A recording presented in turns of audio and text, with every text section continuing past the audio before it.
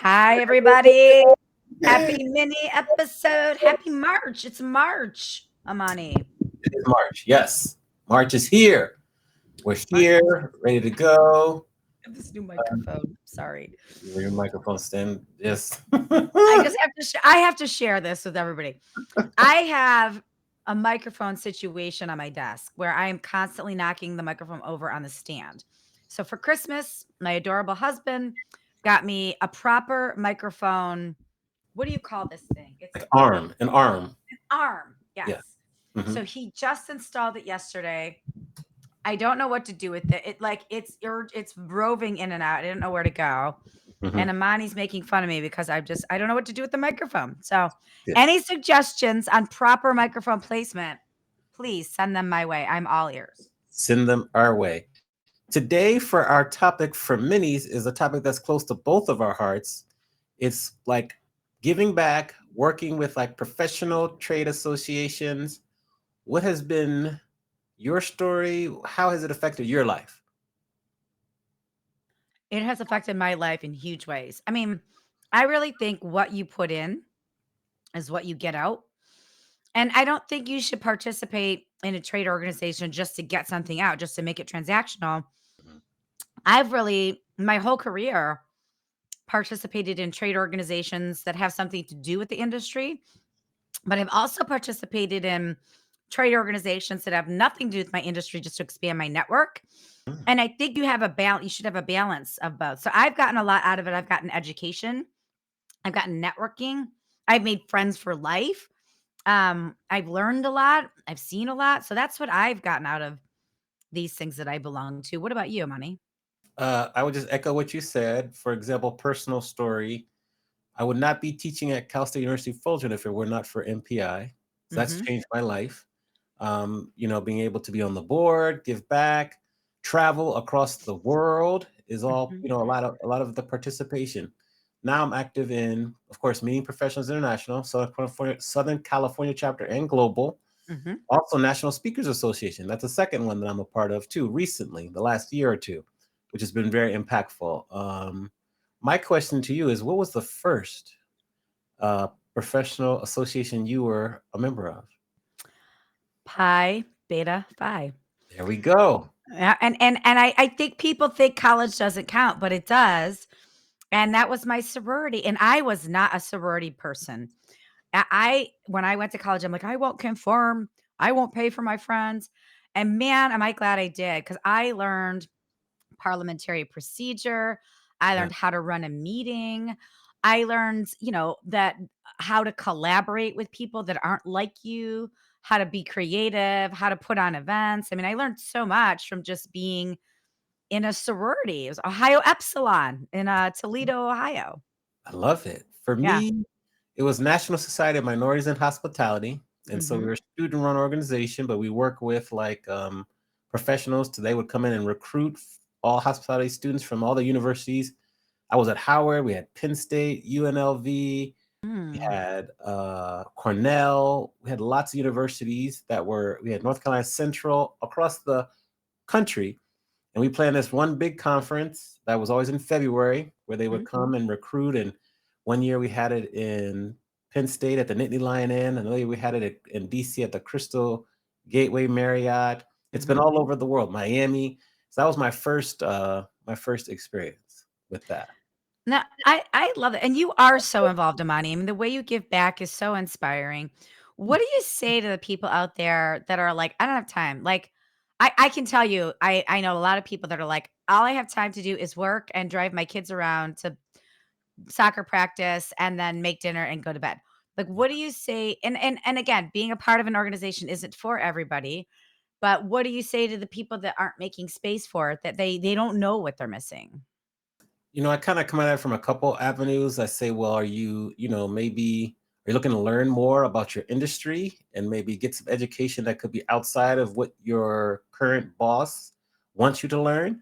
That could be a good way to attend an event. Are you looking to maybe increase your friend network? Increase your circle of friends and professional peers. That could be another way. Are you looking to maybe learn some leadership skills, but don't have to practice on your own company or the business you're working for? So usually once you get into that, many of us have to get continuing education. So are you looking to maybe get some Mhm. continuing education? That and then sometimes you say, well, are you looking, you think you're going to be looking for a job in the next few years? If so, maybe you can join an association in your industry, and maybe you'll meet people who you might find out about a job before it's even posted. Mhm. So that's kind of the avenues I'll come at it with. Are you looking to maybe work with the youth or the college students or the high school students? That actually gets a lot of people. They always want to give back to students and share. You Yeah. can come in and speak. And in terms of time commitment, I say, you can give as much or as little as you want. If you have 30 minutes a week, maybe instead of going out to lunch, you spend an hour, making some phone calls or working on a spreadsheet. It all helps. It all adds up. So even if you're commuting home and you want to make a couple calls on behalf of the organization or check in with membership, um, there are ways you can fit it in where you can do it while you're waiting for your kids to finish soccer practice, or you're waiting in the car at the pickup. There are things you can do that you can fit into your daily lives. Now, my question for you is, I used to be very close, date someone who did not understand the concept of working with the nonprofit. They thought you were giving away your time for free. It's a waste of time. You should just be focused on you and what you're doing, very selfish. What's your response to people who think that, it's a waste of time? You're giving away your time for free. Just punch them in the face if they say that. Okay. I'm just kidding. I'm Oh, just I wish. kidding. Oh, I I'm wish. just kidding, Amani.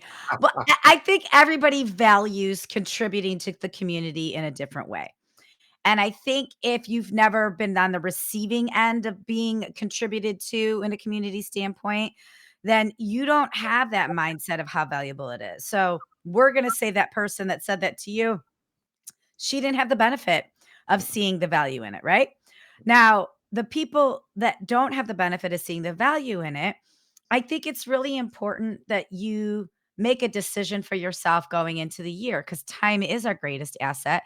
And if you say yes to everything, you won't have any time anymore. And that's just doesn't work. So I think at the beginning of the year, you have to determine, like, hey, there's these two organizations that I'm going to give my time to. And here's exactly what I'm going to do. So, for example, I love MPI and I love MPI Southern California chapter and the San Diego chapter, right? I have no desire to be on the board of anything. Not that anybody's asked me, but I don't want to be We've because asked. We've that's asked. a time. That's a time commitment I am unable to give. But like you said, you can volunteer in any way you want. And I think that's really important. You can volunteer the day of an event that you're already going to and do something for like 20 minutes at an event you're going to be at for 3 hours. So, I've decided with MPI Southern California what I want to volunteer for that year. I'm also on the board for the California Hotel Lodging Association, the Hospitality Foundation. Yeah. That is an annual gala. It happens once a year, and there's a quarterly phone call, and in between, there's some emails and phone calls I have to send. That board works for me, and I'm very passionate about it because it's all about building the bench of our hospitality community. So I think, like, if you think it's gonna take a lot of time, it probably doesn't, but you have to determine for yourself, like, what do I want to participate in this year? How much time am I willing to give to that? And there are times when your life changes, your personal, professional life changes, and you can't give as much anymore. And you might have to pare back. That's okay too. Like everybody in the volunteer world understands that. And you can let people know and communicate. What are you involved in on an annual basis? Like, what are some things that you stick with? So MPI stick with National Speakers Association. I used to volunteer at this DJ camp for kids called Camp Spinoff. That Fun. was amazing, and that's where I met a lot of people in like the DJ community, a lot of like really really big DJs.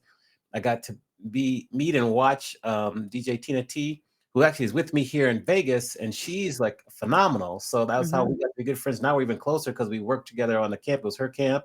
I've met some close friends, and I've seen how to run a nonprofit, how to do recruiting and fundraising before the camp happens. That's one, but that's kind of no more because of the pandemic, and it's just a little bit challenging with overnight camps. I mean, Mandy, I Yeah. was in a cabin with 12 kids. We were packed together in bunk beds and everything. Nowadays, people would freak out because of all the germs and everything, but we did it. We had fun. It was quite memorable. I have stories. It Uh, sounds smelly. It sounds it smelly. was horribly smelly. It was terrible. Besides that, now those are the two that I'm involved with, and I do a little work with my Berklee College of Music alumni. Like last year, we had a Grammy reception that I just volunteered to help out with registration. But that's kind of what I'm working with now. We'll see if I add anything, but I'm good now. I think I want to get into something maybe like a nonprofit. I really want, hopefully, I could get a peer to nominate me to be part of the Grammys, the Recording Academy. That would be another one that I want to do. And then something with like writing or authors. Ooh, that'd be cool. Yeah, I love that. I also wanna encourage people, if there isn't an organization in your industry that's interesting to you, you could create your own group. I mean, Mhm. I've created all sorts of groups and they're not official. It's just like once a quarter, a bunch of women in profession get together and we pick a topic and we call it Smart Women I Really Like. And we talk about things that we want to talk about. We talked about beauty rituals. We've talked about AI. We've talked about finance. We talked about investing. We talked about aging parents. So if there is something out there that you don't like, you can always just create your own. And then I also want to like people to remember these relationships that you're building, they extend a long period of time. When I was, I went to the University of Toledo. I left there in 1998. And then in 2022, I did a multi-city book tour. And I will say the number one attendee at these multi-city book tours were Pi Phi alums that I Mm. either went to college with or I didn't know at all. In fact, one of the executive directors of a chamber of commerce that set up one of the actual speaking engagements was a Pi Phi alum. And so it doesn't have to be a sorority. I want people to think like long game.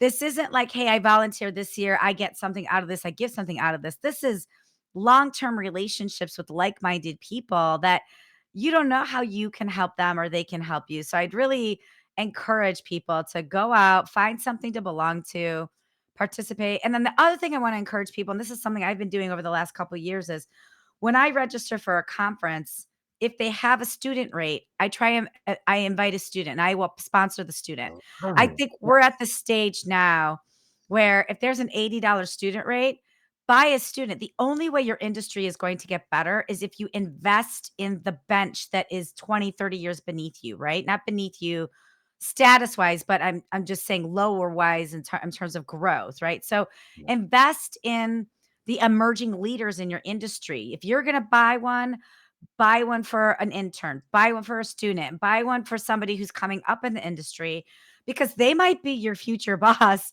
but that investment itself is worth it. And I've done that every year for the last couple of years for a couple different conferences. And then nothing makes me happier to see somebody come in as an intern and then 3 years later, I'm sending them an RFP and we're working together on business. So, think about taking your involvement in your community one step further too. I love it. I love that you buy registration for student. That's amazing. So keep doing that. And also, one kind of final thought is just make sure when you're giving your time with these organizations, like you kind of give without expectation.